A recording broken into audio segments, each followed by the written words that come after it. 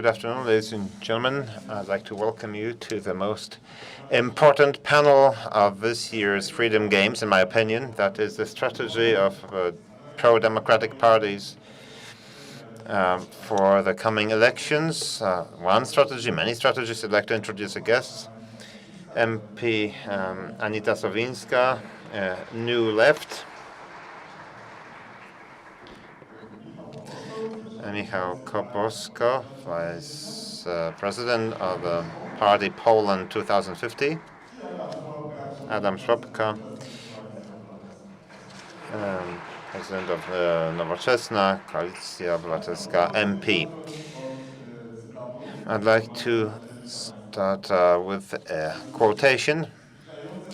The coming elections are very important. We must win them. But our goal is not to crush the opponents. Our goal is to build a society around our idea. That's what Jarosław Kaczyński said in Puławy. So are the elections going to be a clash of ideas? So what's going to dominate the next electoral year? Down-to-earth ideas or a clash of ideas? Mr. Szłapka, thank you very much for invitation. It's very interesting to listen to President Kaczyński. The more, the better for the opposition. There's no unequivocal answer whether it's a clash of ideas or down-to-earth problems. For sure, what is at stake is fundamental issues. That is, whether we're going to have a liberal democracy in Poland over the coming years, just the way we understand it in Western civilization.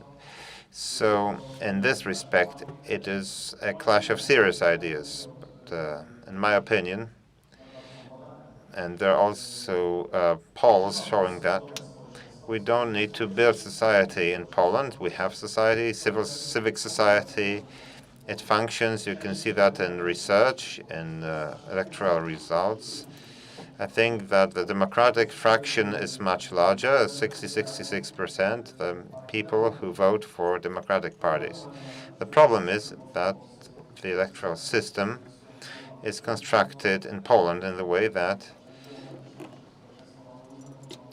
we democratic members of society have different ideas, different views, and they vote for different parties. And Law and Justice, for instance, if it's a populist party, they can attract more voters. So whether we choose a liberal democracy or some, let's say, camouflaged authoritarianism. Now, Putin says this situation about a sovereign democracy. Orban talks about a liberal democracy, but the idea is the same. It's going away from liberal democracy, democratic system,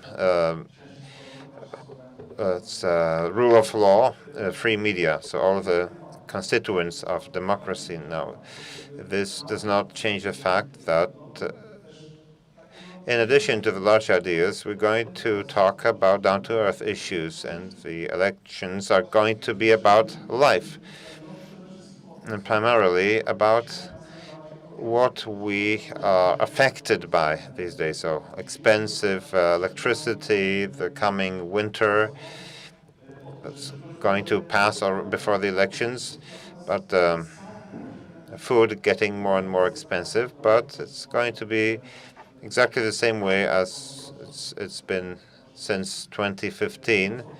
So Law and Justice Party and Jarosław Kaczyński, they try to execute a maneuver that's been known for a long time, for sure. He will want to generate some fear. In 2015, it was migrants, then LGBT, Germany, Donald Tusk, and so he'll try and generate fear and give a simple answer. So this is a difference between liberal democracy and populism in terms of down-to-earth issues. The elections will be primarily about the very bad condition of the Polish economy. Now, this attempt to escape into the sphere of big ideas, it's maybe a cover for down-to-earth issues. Now, I'd like to move on to President Kobłowska. What's going to be the dominant theme in the electoral year? Thank you very much. I'm very happy to be in this excellent number of panelists. I'd like to congratulate on the organizers of Freedom Games.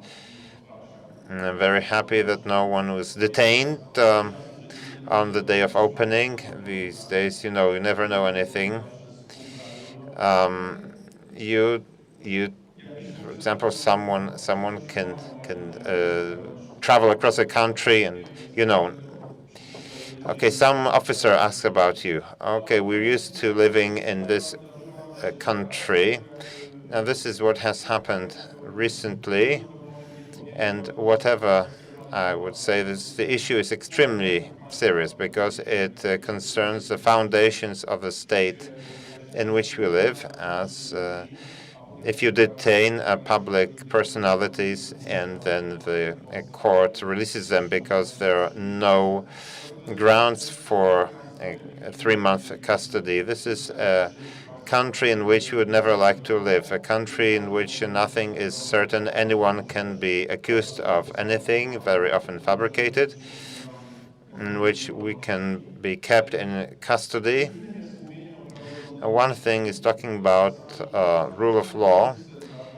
Now, it's quite obvious that for a common man, it sounds very high-handed. It's a constitutional tribunal and so on and so forth. Most people do not think these issues affect them directly. It's another thing when we show you that this affects court cases. For example, you have a litigation against your neighbor, and if you have a party judge, and if your opponent is close to the ruling party, you won't be able to do anything. So this election will also be about this, about our laws that we've been deprived of day after day for the past several years, and to bring back a law to our country, to make sure the country functions as it should. Now, when I think about restoring justice, it's like going forward. It's not that we should go back to a situation as of 2015. No, we would not be happy if we went back to 2015, and also keeping on to this example, in 2015, the courts of law did not work well in 2015. We must be honest about it, and this part of Polish reality has not worked well for the past 30 years, and most of members of society are really unnerved when they hear they need to go to the court for for any reason, because the long time of waiting, so on and so forth, the complicated language. So we must not say we want to go back to 2015. Now, Law and Justice Party wanted to obviously destroy the system, but we must make sure for the people who need to go to the court, so that they could have their cases heard in a short time and based on justice rather than politics. Obviously, the election will be largely about economics. This is what affects anyone. This is money evaporating in all dimensions. The value of zloty is going down under the tenure of Mr. Glapiński. The value of our currency is further going down, because if we have this kind of the Ministry of Finance, National Bank of Poland, and Monetary Council, we are in a very bad situation. We have a war next door. When Lviv is being bombarded, it's very, very close. It's only about 200 kilometers to the Belarusian border. If the Belarus gets involved, then the war will get even closer. So the war is coming closer, and this raises the question of our place in the European Union and NATO, also energy issues, environmental issues, green issues that are so important for my party. Now, Jarosław Kaczynski gave us a choice in his presentations. He's making rounds around country, so Jarosław Kaczynski talks about different narratives, and then we need to comment on what he says. It's a waste of time. It's a stupid thing, some visions. He remembers something from 30 years ago. He creates a worldview, an image of the world that is not existent around us, but also President Kaczynski, president of the Law and Justice Party, he gives us a choice. Should we burn lignite in our houses or just freeze to death? Or we could die of heart attack or cold. So these are the main issues, but we are talking 1 year ahead of the election. So this year, it's a very long time. A lot can happen. Madam MP, a similar question. What will be the subjects and what subjects will be proposed by the opposition? I think that there will be three main themes. The main will be the European Union, and then the social social aspects like high prices, lack of energy, and different political affairs and scandals. Well, I'll start with the first one. I've been observing politics for some years, and in the previous elections, Law and Justice didn't dare attacking the European Union because they knew that people were very much in favor of Poland's presence in the EU. But over recent years, Law and Justice has done a lot to present the European Union as something oppressive, of not liking us, and some using disinformation, and some people, some voters believe in that. So now Law and Justice feels they can do more, so they get into conflict not only with our neighbor Germany, but also undermine EU politics, policies such as Green Deal.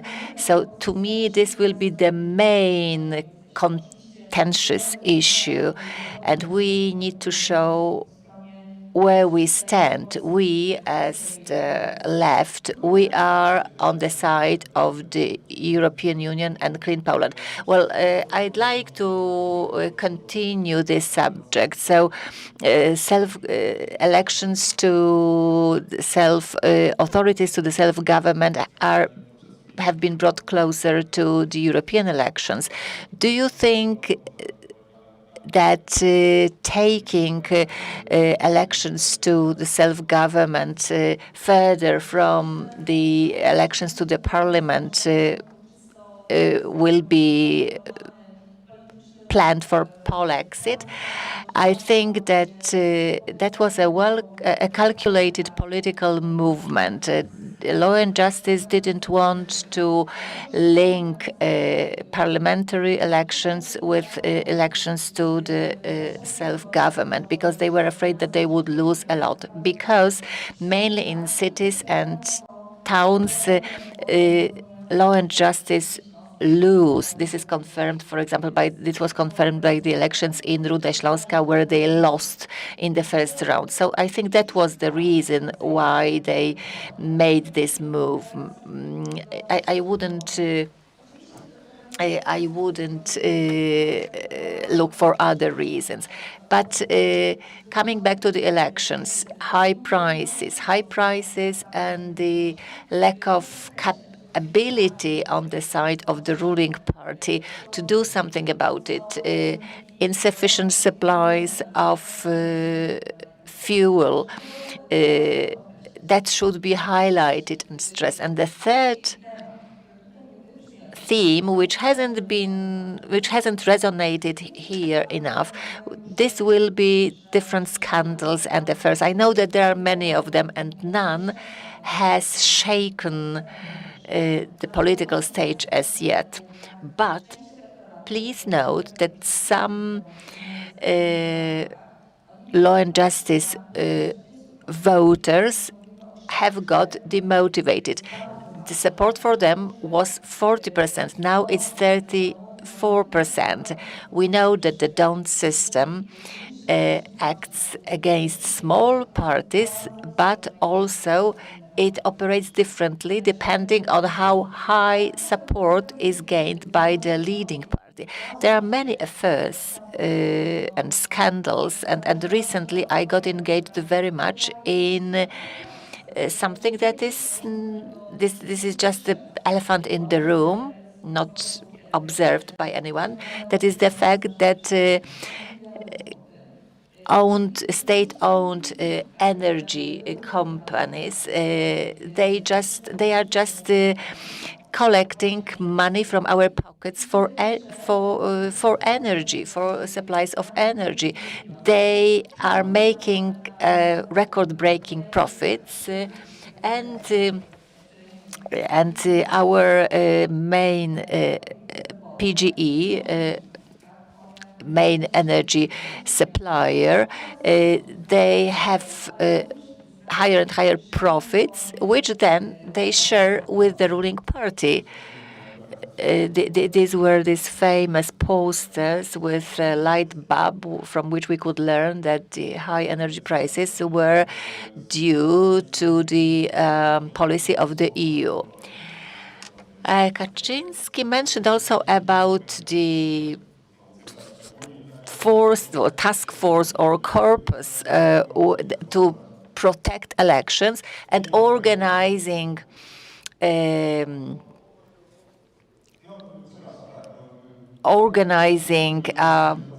boxes for voters close to the church, where in smaller village or towns, people when leaving the church they could vote. So how does this impact the position of the opposition party? I would start with Chairman Kobosko, because you talked about it quite a lot. But unfortunately, how could we change this in the forthcoming election campaign? We will not change the rules, of course, but how? Of course not. But how do you want to reach out with your message closer and better to the voters? Well, we don't know what the election rules will be, because Law and Justice changes their opinion overnight. So one day they say there will be changes, on the next day there will not be changes. So that was our postulate from the very beginning, that some changes cannot take place overnight. If we want to change the election rules, these new rules should be binding as of the next election. So Law and Justice is doing as much as they can to mitigate their failure, because they are aware of their forthcoming failure. They are speaking to us individually. They know that everything collapses and that they don't stand good chances of winning. So no matter what, how much votes they get, they will most probably stop being the ruling party. Of course, voting lists are important, candidates are important. So that's all that we are working currently on. The 4 blocks in the opposition, we want to maximize our chances. I think that the Law and Justice, that they have become aware of the fact that the change of the election rules could be counterproductive and that they could result in even bigger defeat.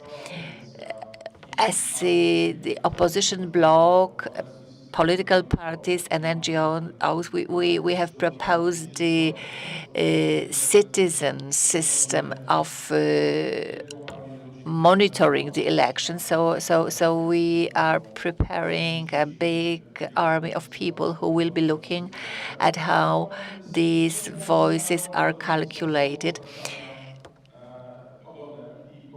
So, of course, now Kaczynski says that this is the opposition that aims at falsifying the elections. Probably for the hardcore of Law and Peace enthusiasts, this is some kind of a message that they still believe in. But to most people, and definitely not to the opposition, this is something that we could treat seriously, because this is just to threaten people with something that will never happen, that's never going to materialize. And let me stop at this. Well, we'll be doing lots of things. Well, honestly speaking, we meet a year before the elections. We are not going to tell you what our election strategy will be. And sorry to disappoint you, because we are working on it, and we are working on it individually. And I hope that we will also be working on it together when it comes to certain ideas, certain working groups. Well, for some months already, we've been proposing a substantive discussion on what, after winning the elections, what we should do first. Well, we are not in the situation of Germany, when some parties or a concrete small group of parties win the elections, and then they sit together at the table and negotiate. This time they did it within quite a short period of time, but we don't have this luxury, we don't have this time. That's why Szymon Hołownia said something which elicited a campaign of haters. Because we expect the challenges to be similar to those in 1989 or 1990. So this new government will not have time to prioritize what is more important, which should be done first. So this is what we should do within the months to come. We don't have time. We are getting ready to the elections individually, but I'm sure that after the elections, the responsibility will be shared across all the political parties of the opposition. But this is not about allocating lucrative positions, but about deciding what should be done first in the first 100 days. So, according to you, how does the opposition can impose some narrative on Law and Justice, and how to change the rules of the game? Your voters live mainly in big cities. Well, not necessarily, but let's leave that aside. I think that to change the election rules and election ordinance, that will not happen, because I think that if Kaczynski decided that this would be beneficial, he would have done it already.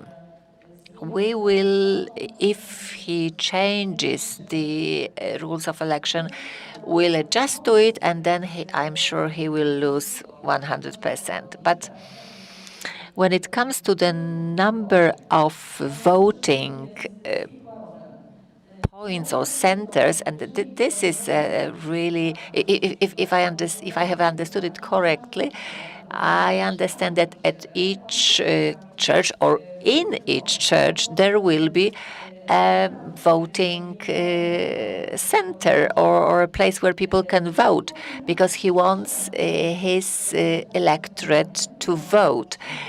I'd like to say that this is very dangerous for the church. 40% of Polish population are people who go to church twice a month, but only 55% of them vote for law and justice.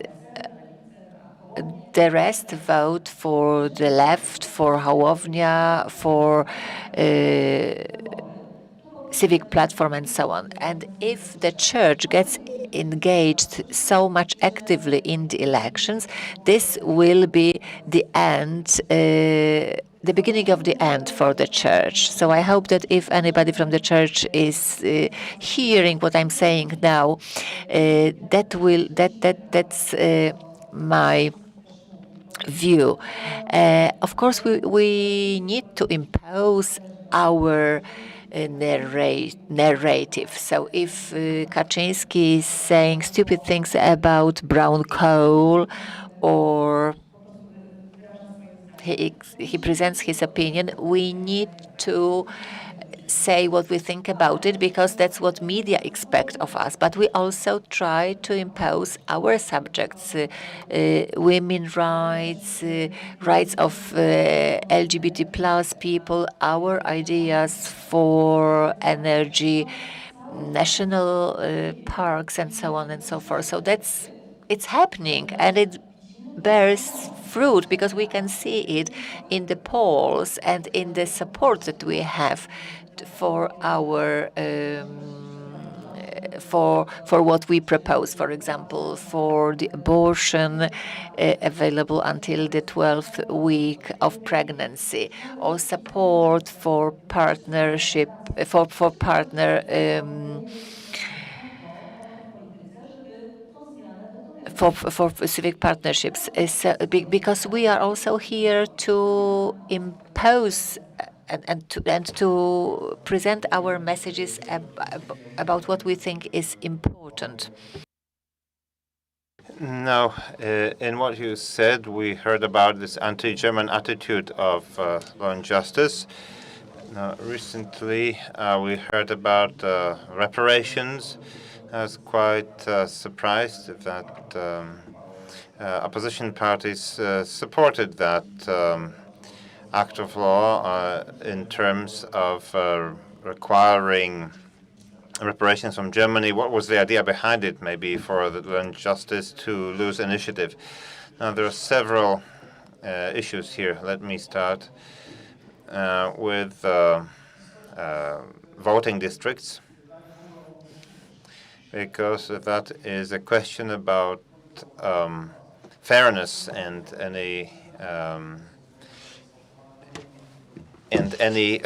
trust in the authorities. I am not Jarosław Kaczyński. I do not have any evidence that in Poland elections recently have been free but not fair. So in terms of the process of the election day, obviously everything is according to the procedure of the State Electoral Commission. But if we talk about the electoral process as a whole, as a political campaign, over the past several years, we have a situation where we have not had an even playing field. We have public television, which is an instrument of propaganda. We have ministries. We have provincial governors. We have also state-owned companies that were pumped into the campaign in 2019 after the Europe Parliament elections. I notified the prosecutors because even the ministerial vehicles had electoral slogans supporting law and justice without the name of the party. So basically, the program of the party was on vehicles without the logo of the party. So everyone knew what it meant. So even today, we need to realize that elections in Poland have not been fair. from the point of view of what Law and Justice has been doing. And whatever Jarosław Kaczyński says needs to be taken seriously, dead serious. Now, he said that we should create an election protection corps. We've had that in history, this PPN paramilitary organization protected the referendum in 45. Now, talking about additional districts near churches, we all know what this is about. Now, if the opposition entered the elections like this, obviously he would change the electoral law and create, let's say, 100 electoral countries. And then he knows that we would create one electoral list, and then he would stand no chance. So there is no thinking about the good of the country. It's only thinking about preserving power, remaining in power. So we must keep an eye on it. We must have people on each electoral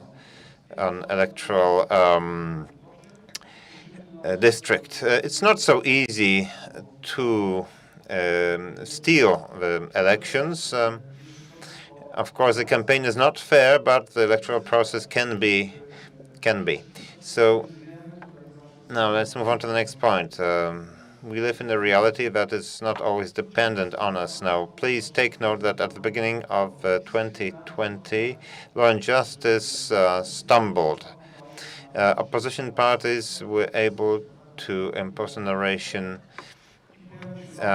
For example, opposition parties came up with the idea to transfer 2 billion zloty for the health service rather than the public TV. Now, the Law and Justice Party had major problems then. Now, the reality came to the help of Law and Justice, and now the government had all the cards at hand.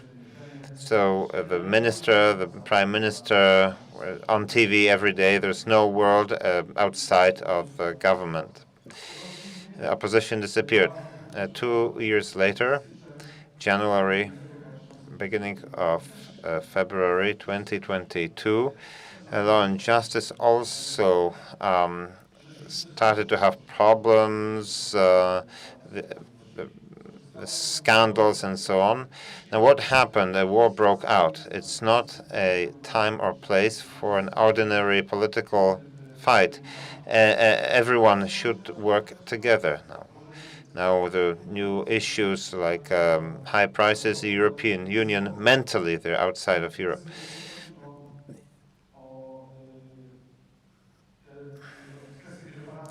Now, you asked about reparations. Now, generally speaking, in everyday life, in Law and Justice, no one thinks in terms of functioning of the country, presence of Poland in Europe, our security. Now, taking into account the Russian aggression, we must be integrated with the West. So they only have a kind of current party thinking. Now, Law and Justice sets traps for opposition and digs holes into which we should fall. Now we need to separate between things that are very harmful action from the point of view of the state. It's an attempt to go around the trap will be very, very high cost. And what is the trap? But without major consequences. The issue of reparations, now this is something prepared only for, let's say, internal politics. Law and Justice has not prepared any serious consequences. Even the note, a diplomatic note sent to Germany was kind of fictitious. Now, we added some points on the Soviet Union into that declaration. If we went against it, then Law and Justice would repeat several times a day that we went against national interest. I'd like to compare this to a situation in the last term. They exactly used the same method. What they wanted is to apply their ideas locally. Now, what I mean is the law on the Institute of National Memory. Of course, I was one of the few MPs who voted against it. It destroyed our relations with the United States, Israel. But in all parties, there are people who voted for, and that is something that we must avoid. Situations in which law and justice can destroy our Polish relations just in their own interest. Now, in the case of reparations, we had to defuse the bomb. They don't have it anymore, and there won't be any consequences. But can you use these strategies in the long term? Now, I can't imagine a situation where the opposition will vote with Law and Justice just to deprive them of arguments. Now, let's take this question to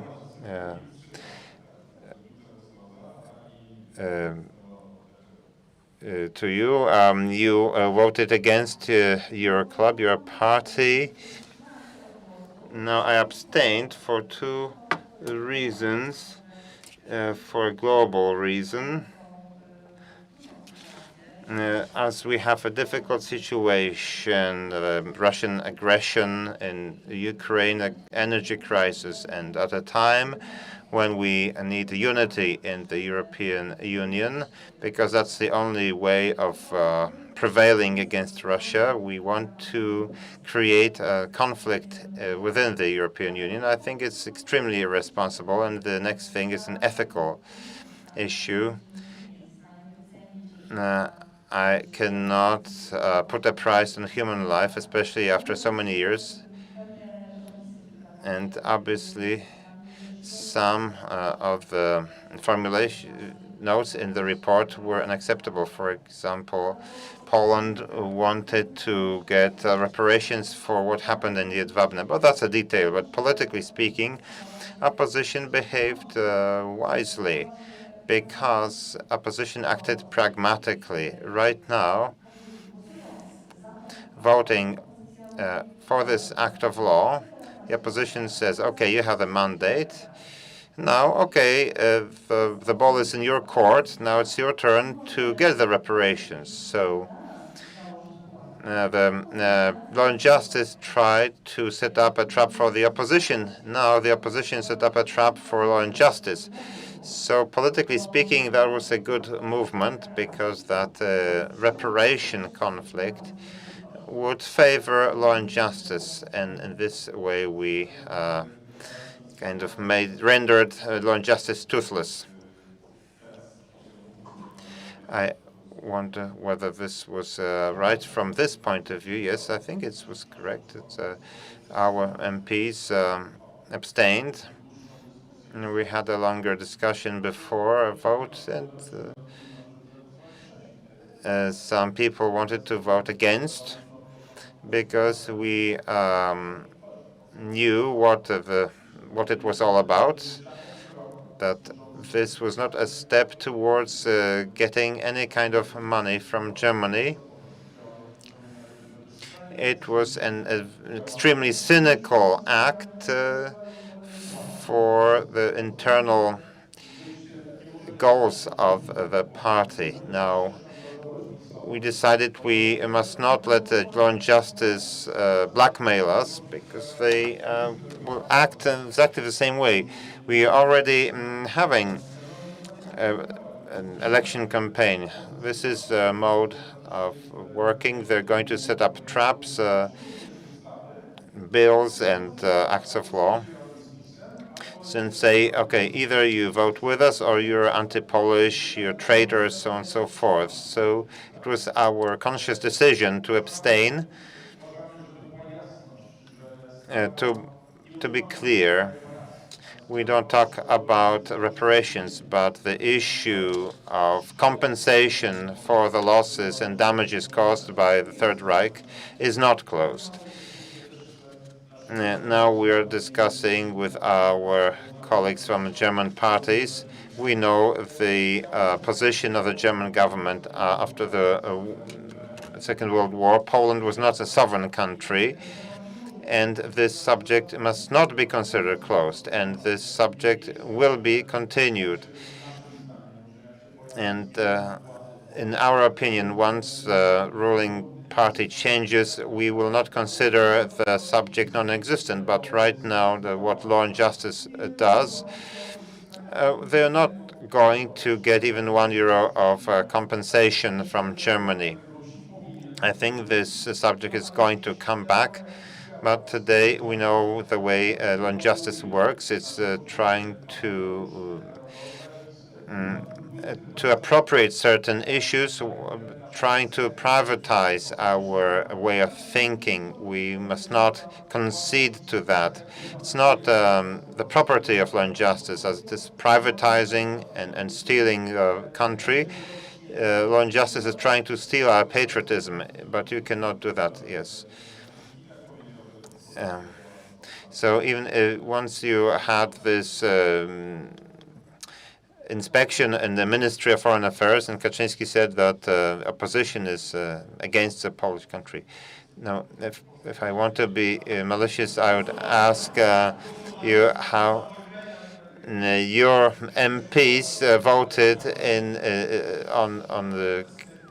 in the case of the Institute of Public Remembrance. I absolutely agree with you that Kaczynski is not intent on the €1 from the reparations. It's about blackmail. No, it's about the 1% or maybe 2 or 5% in the polls.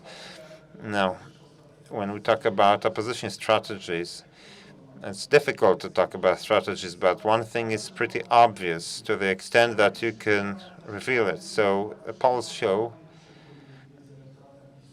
there is no flow in the voters between Law and Justice and the opposition. The issue is who can mobilize voters and whose voters will be demobilized. So this trap was set for us to fall in it and vote against the law or abstain, so that Law and Justice could mobilize their voters for the whole year. Okay, they're anti-Polish, pro-German, and when they come, but they do that anyway, whatever you say. But now they need to look for some other arguments. They need to show to Donald Tusk 80 times per day and talk about completely stupid things. They would have a ready argument. And I agree with Mrs. Sawinska that we were right. We added the Soviet Union because they didn't want it for some reason. And I said, okay, let's do it. No problem. And there won't be that issue until elections. So this is a way to diffuse their traps. And you must be very careful. But the Institute of Public Remembrance, as we cannot rebuild our relationship with Israel. And we have a good relationship with the United States only because of the war. And the last question, because I'm sure that there will be also questions from the audience. This is quite an obvious question concerning the blocks. That is, in how many blocks will you go for elections, taking account of personal differences between the leaders? Okay.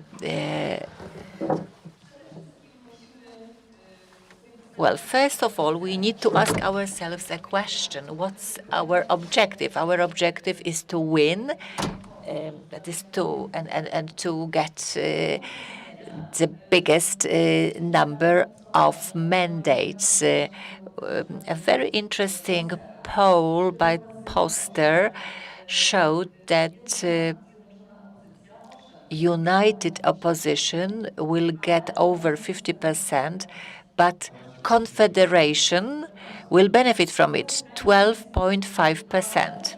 But the second conclusion from this opinion poll, was that if there were many more blocks on the side of the opposition, our end result would be better. So we need to take pragmatic decisions. We have made it clear we can cooperate, we can rule the country together. We do it at the level of parliamentary committees, work groups, so I can see this cooperation. We can cooperate. So how many blocks? Well, there are two aspects to it. We know the don't rule, but in the don't system, we don't want small political parties to get below the threshold. That's the most important. Well, in my opinion, the major benefit would be if Polish Peasants' Party and Poland 2050 would go together, because there is a risk of the Peasant Party to be under the threshold. But we are also taking some steps, because we decided strategically to cooperate with the party Razem, by the name of Razem, together.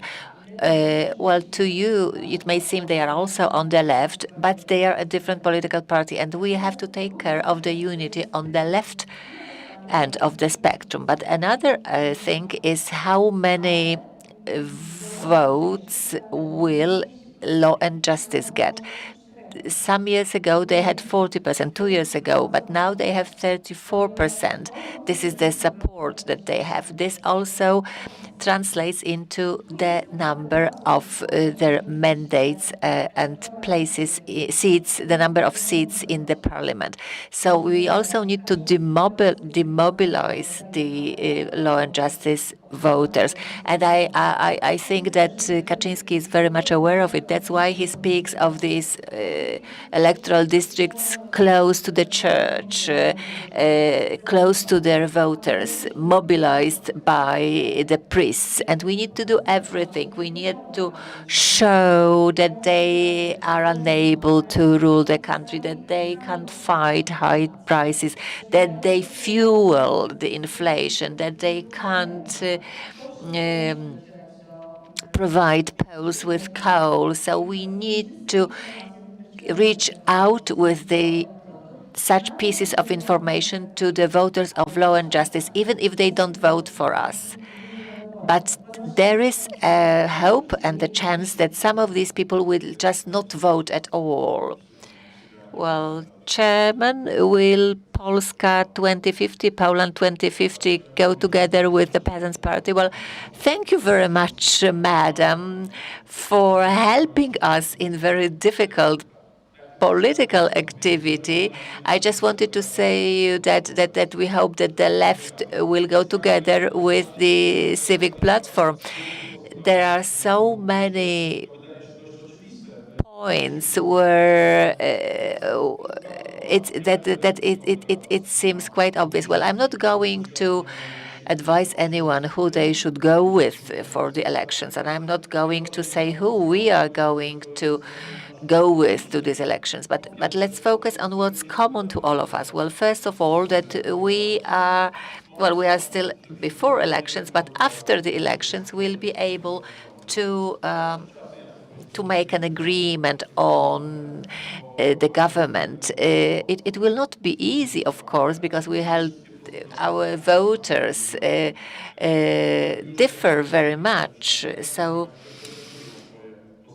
those parties which present their postulates for the elections, they are very diverse. But we want to create a stable government. This is one of the challenge. Currently, the country is indebted. They will just leave us with that, and they will say, well, do whatever you can with it, and we'll tell you then that when we were the ruling party, we were paying 500 zloty for each child, and we were paying 13 and 14 pension to pension years. But we need to think of sustainable ideas for a sustainable and stable government. Well, when it comes to the electoral blocks, well, we have time until the end of the year. We think this is quite premature to discuss it right now. We think that we need to have a kind of program discussion, which is not taking place yet among the leaders of democratic parties, but we believe that that such an exchange of views is very much necessary, and blocks should be created to ensure quite a clear win of the opposition. Well, we have the pact in the Senate, and there are no problems with that. We know that we have to act together there, and I believe that in the Senate we'll be able to negotiate our going together to increase our majority to 60 plus senator seats, so that we could act in a more stable way than before the elections. Well, how many lists? Well, if there are 4 lists, this will not be a good solution. There should be fewer, and we've been very much in favor of 2 lists for quite a long time. So Civic Coalition and the left. No, we are not going to suggest anything like that. I think we are not ready yet. Each political party is, and we are the youngest one. We are working. We are preparing our candidates, our lists, our campaign, and it's a lot of work. And what's the end result is we will see soon. Well, what about the Civic Coalition? Well, when I hear that we will make agreements after elections, I'm afraid that that first of all we need to win these elections, because otherwise we will agree about how we act as an opposition. We have to think in terms of winning these elections. So we need to win the elections instead of saying, oh, well, okay, we'll go for elections, and then we will think how we distribute the departments in the future government. Well, I think her enemy year would be the best system. I think, first of all, we should change the DONT system. We should do away with it. We are very much differentiated. There are liberals, there are conservatives. Conservatives, this is a wide array of views, and we for quite some time people are voting for lesser evil, which is a dramatic choice, and we are also losing quite many people because our potential voters, because they don't want to vote, because they say, well, anyway, I'm choosing between something that is bad and from my point of view, and something that is worse. So people should be able to vote for what they feel they should vote for. And today, it's not. Today, we are not playing a normal game. There are no rules for the game. We have to maximize our win. So we know how DONT system works.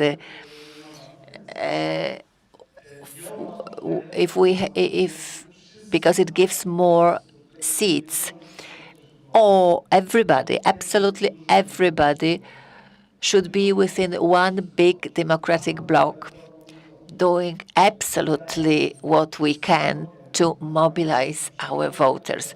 So with full mobilization, I believe that such a list could get over 55, 56%. And now we should to translate it into the seats in the parliament.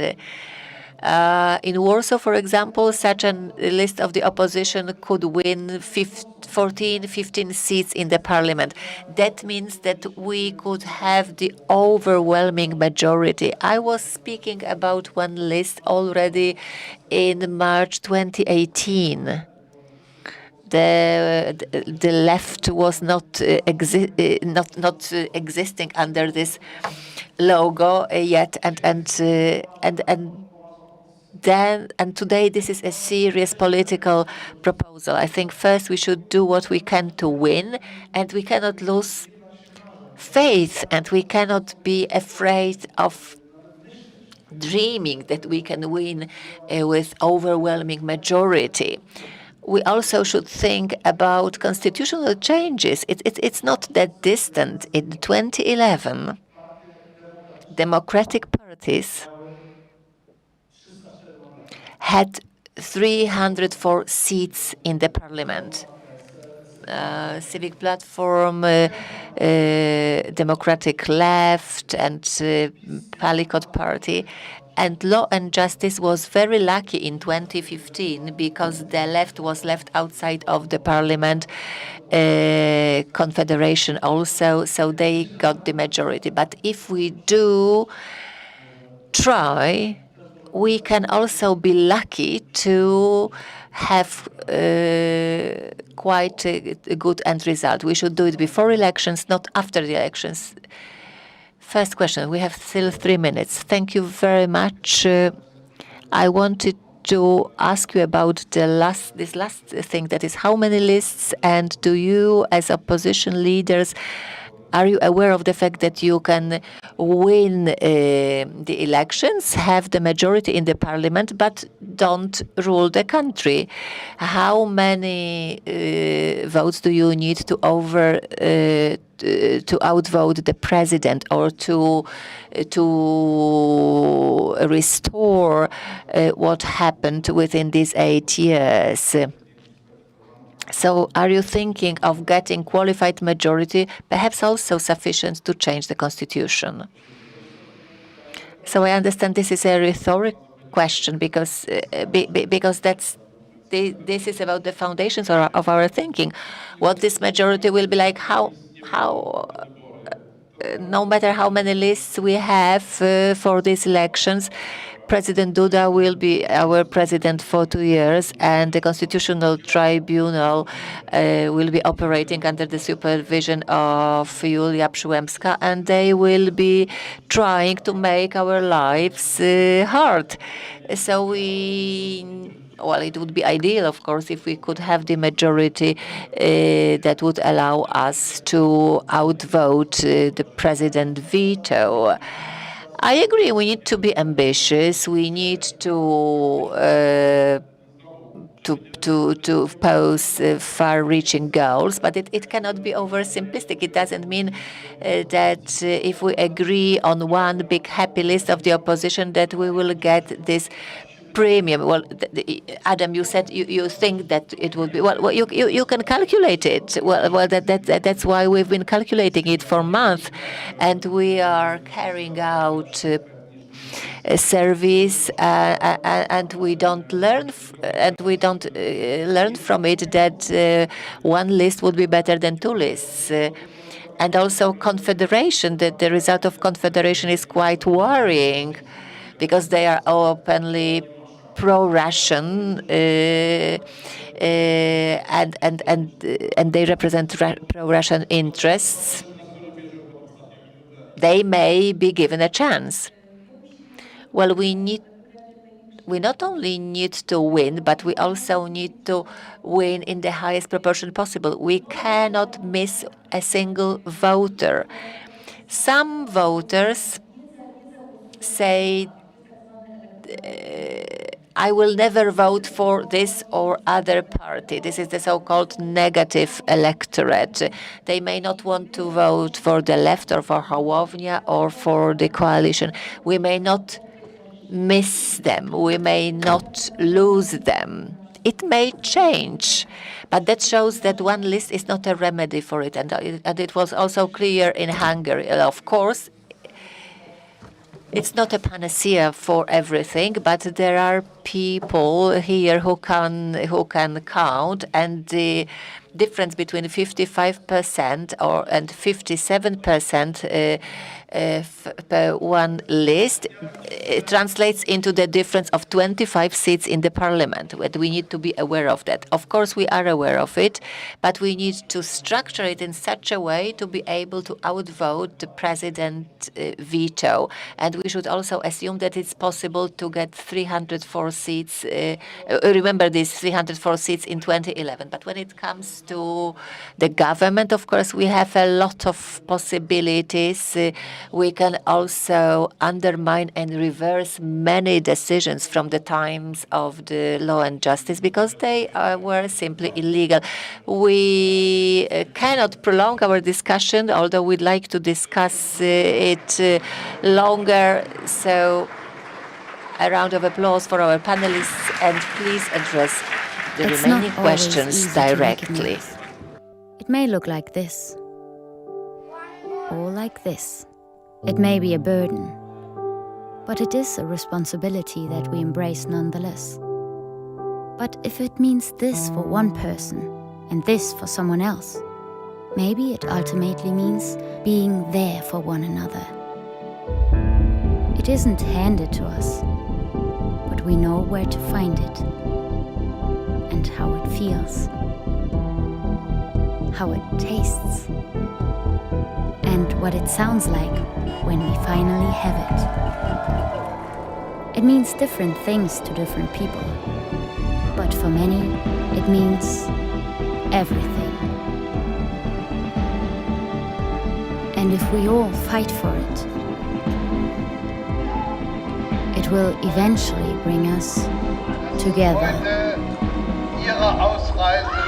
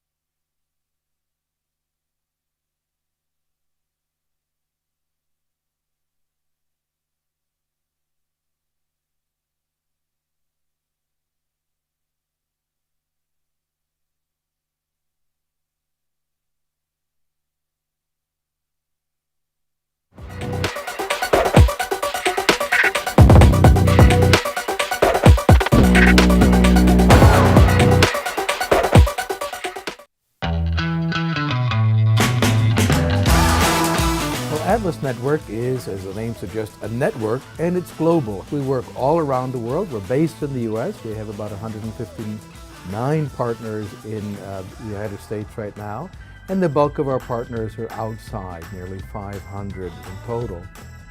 Atlas Network, it connects people from all over the world, defending the idea of human dignity, defending human rights and personal liberties.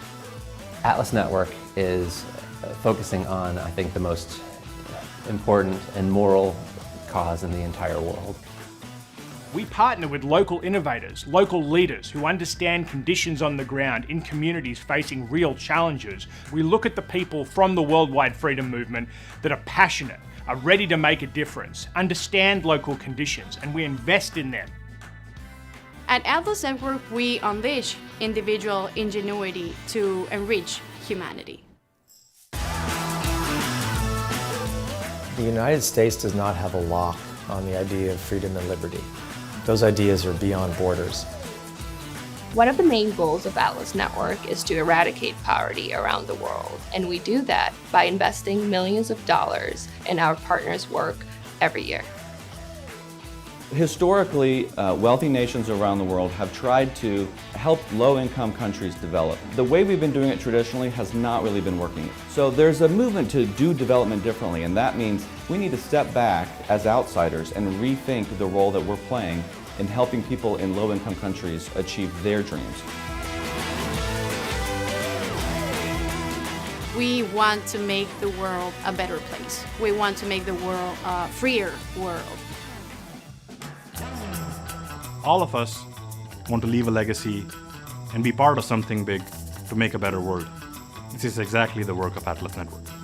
With our growing number of hundreds of successful partners, we're stronger than ever. Changing the world Changing the world Changing the world starts together with us.